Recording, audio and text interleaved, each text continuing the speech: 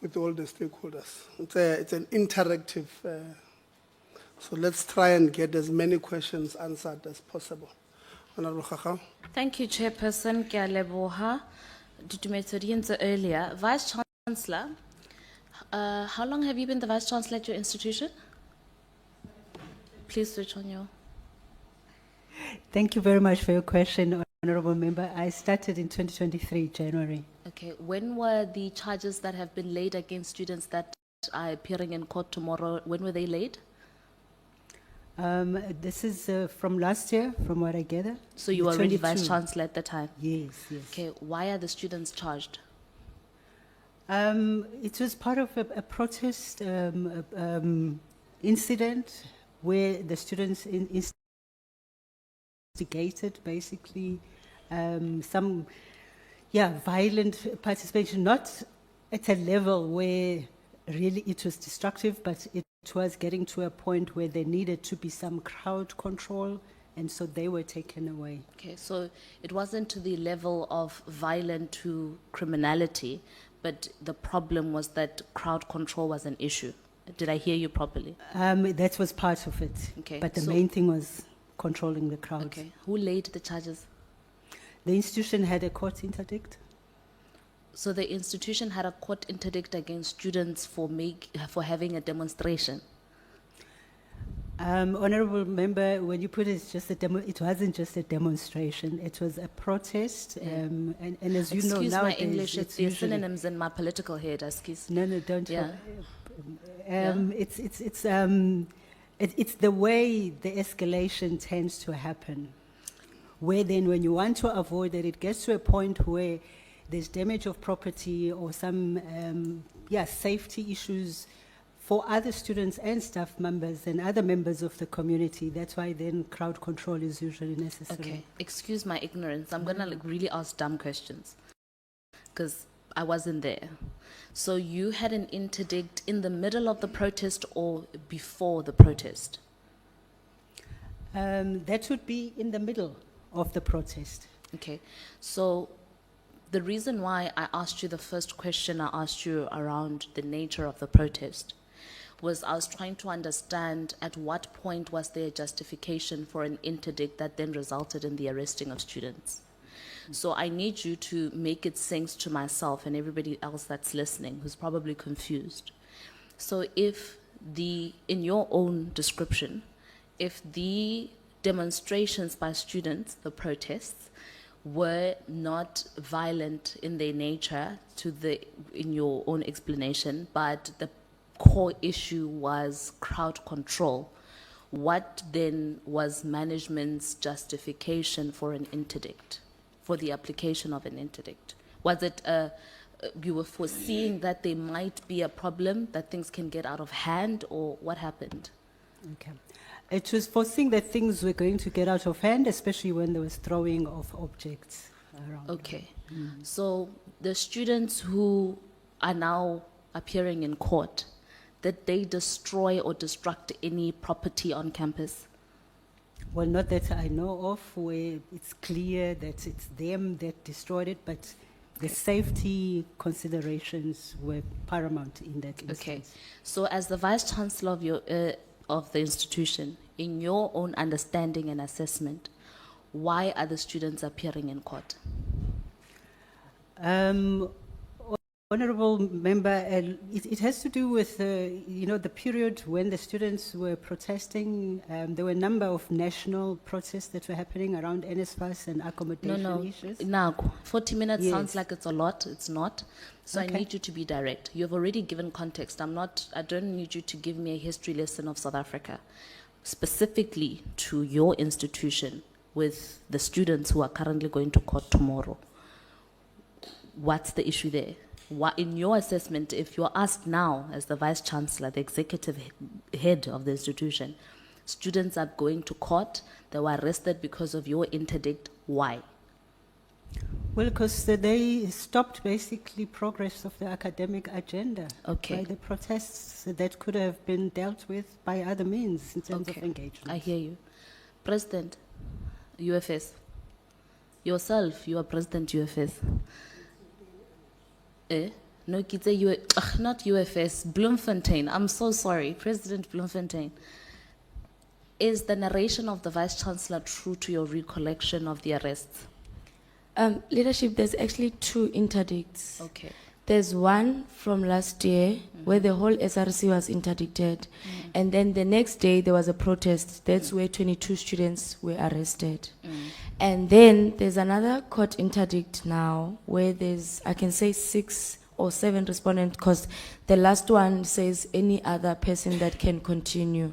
So for the one where we are appearing in court tomorrow, no one has been arrested. There was a court interdict that was put in place, and then the protest did not continue. And then, yeah, we have a court case tomorrow. So for the one that we are appearing tomorrow, there was no one that was arrested. There was a court interdict that was there, and then the strike did not continue. So why are you going to court tomorrow? Leadership, I don't know. I'm the first respondent, maybe because I'm president, but so what happened is I woke up from my rest, right? And then I went to consult the students in terms of what are the grievances and what has caused them to do the protest and barricade gates. Then they indicated that they had sent communication to the Dean of Students and escalated to everyone regarding their issue, but they feel like they're not being heard, so hence the unrest. So I then did a video on my TikTok to say that there's currently an unrest at the Central University of Technology because services are not being provided. So those are the attachments of my TikTok that they have put on the court interdict. So I guess maybe because of that video, that's why I'm going to court tomorrow. But the interdict further indicates that I was barricading gates and all of that, which is really not true because I had come out of the room after everything had happened. So Okay. I think there's just an confusion because there's 2 court interdicts. The first one was there, the protest continued, and then 22. Let's deal with the first one of 22. What is Yes. the status there? The students are currently going to court, and they've been going to court from last year, around April. I can just get the order so that I can get the dates right. But from last year, first semester, they've been going to court, and the last appearance was now, not the last, but the before now, it was on the 9th of April, and still the court case is just continuing without any proper way forward. Okay, Vice Chancellor, what is your understand or your definition of destruction of classes? Disruption of classes, honorable member, is when, we've got a calendar year and a program for the calendar for attendance in classes and so on. So, and there's an understanding that students should attend classes, and the university academic agenda should carry on with minimal interruptions. If at all, maybe it's a medical issue and so on, but not when there is unplanned protest on issues that usually, under normal circumstances, actually are already being addressed in other fora. Okay, so in your understanding, when the students protested, they went into class and they stopped teaching and learning? Well, that tends to happen as part of it, where they would get students out of class. Okay, I'm asking about specifically this. I agree the interdict specifically was that there shouldn't be a disruption of academic activity. Is my understanding correct? Public order, control, disruption of classes. Okay, so the 6 people that are going to court tomorrow, they themselves went into classes and they told people to not be taught. And they themselves closed gates and they told people not to come to school, and what did they do? Honorable member, as mentioned, so the 6 people, that's an incident from this year, Yeah. where they had been barricading of gates, and there were classes that were disrupted, basically did not continue because people didn't have access to the campus. That's one of the pictures that was shown by the president, where I went and talked to students about that, and we spent hours in terms of short-term and immediate term and long-term kind of, achievements that needed to be done to make sure that we carry on with the academic agenda. And a few days later, when actually delivery of some of the services that were expected by a certain date did not happen, so students were not happy about that and went back to barricade gates so that there would be no entrance to campus. And that was something that was seen as really, where is this coming from? We are engaging, there are reasons why the delivery didn't happen at the time it happened. So again, out of concern for the continued kind of disruption of continuous university, continuity of university services and academic agenda, so the court interdict then was applied. Who has the authority to drop charges in the institution? Well, the university would have to look at in engagement. Answer the with question, Vesi. Who has the authority to drop charges in the institution? Well, it depends on the veracity of those. If they need to be taken to council for their Okay, the approval, case we're yes, talking but about it would now. come through the vice chancellor. So you yourself have the power to consult council to drop charges? What, depending on the veracity of the work, Emma Bin, yes, it Vice would be the Chancellor, vice. I don't want us to go kena hanong ka bong ene ko hlompha jwalo ka motswadi wa ka hoba ke monyane ho wena. But I don't want us to have a general conversation when we're having a case-specific conversation. So in this case that we're currently referring to, are you saying you have the power to drop charges?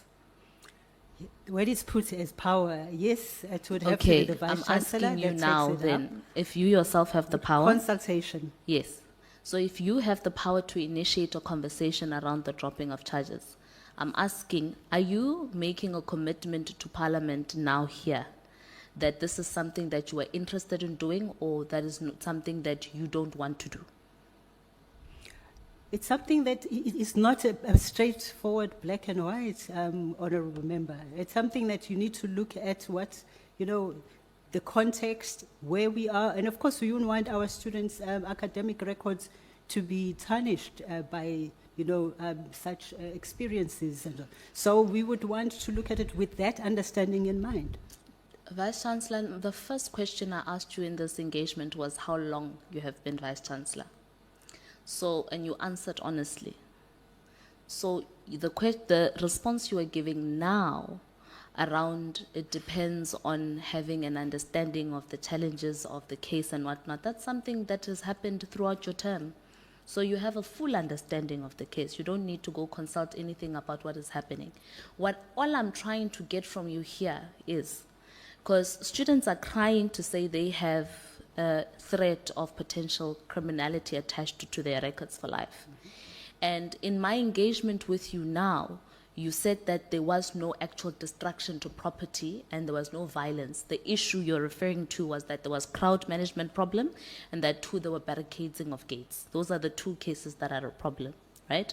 But in your own words, you also said, Vice Chancellor, that there was no violence in itself, that the demonstrations or the protest were not escalated to a point of violence altogether. So I'm putting this question to you on the basis of your own responses to say, given everything you've just said right now, I'm asking, are you of the opinion as the executive head of the institution that the charges that students are currently facing should still continue, or are you moved to consider the possibility of dropping the charges?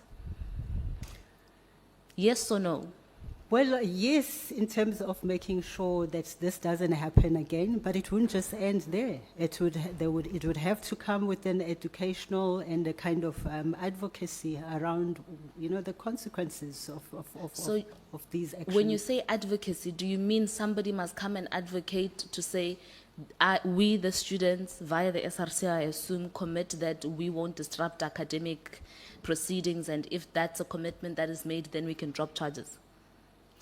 Well, the commitment, as much as we understand where most of the time the protests come from, but really The commitment towards responsible leadership Okay. and student agency. Responsible leadership, I'm asking this as a politician now, not just as a leader. What are the rules in your understanding that permit public demonstration and protest as per the South African Constitution says is the case? Under which circumstances can in your institution there be a protest? Well, the freedom to protest, that's in the Constitution, but as we know, Honourable Member, it comes with responsibility as well. So I'm asking very simple questions. Answer the question, ma'am. Under which circumstances? And sorry, what was the question then? My Under which- question was very clear. Under which circumstances do you as the Vice Chancellor think it is okay to demonstrate at CUT? Well, at all times, it's part of the freedom that comes with, the right to be able to protest. Okay. But within acceptable and agreed upon processes. Okay. And most of the time, things happen outside of those agreed processes, so we Okay. have to act as they So you happen. first want a notice to say we are going to protest. And in this case, of the current case, you didn't get a notice that people are going to protest. You woke up and the protest was just live. Yeah, that's the trend. No, That we are I'm addressing asking now. about this specific case, not the Yes. trend, the culture, the specific case on the table. That's how Chairperson, it the is. reason why I'm asking the questions I'm asking is because ntho e nqakang ke hore, if you are pro a culture of protesting, and in your own admission, the protests that took place on campus were not violent altogether, I am unable to understand why you are unable to then make the same admission that the interdict that you made, which has now adverse consequences of arrests of students and them having to go to court. I mean, having to appear to court to me is the same as an arrest altogether. That to me means hore there isn't really a case for you to be taking these people to court. That is my own observation. But I'm going to leave it there because your answer to me, an inability to be clear on a yes, is a no. So I am hearing you right now in my question of whether you are willing to drop the charges as a no. And I'll take it as that and leave it there. The second question, Chairperson, IR, Institutional Forum, yes. IF, sorry, Institutional Forum Chairperson. You spoke about a list of names that has had omissions to it. Did you get to the bottom of the truth on why the omissions were there? Sorry, can you just repeat the question? So we had a conversation earlier. You were presenting earlier that there were lists that were approved by Senate that had to be, and you indicated that there were omissions on that list. Did you get to the bottom of the truth on why the omissions were there? Yes, Honourable Member, if you look at the first slide that we had, you would have seen that we have attached the response from the Director of Research in the Research Office. And according to what they have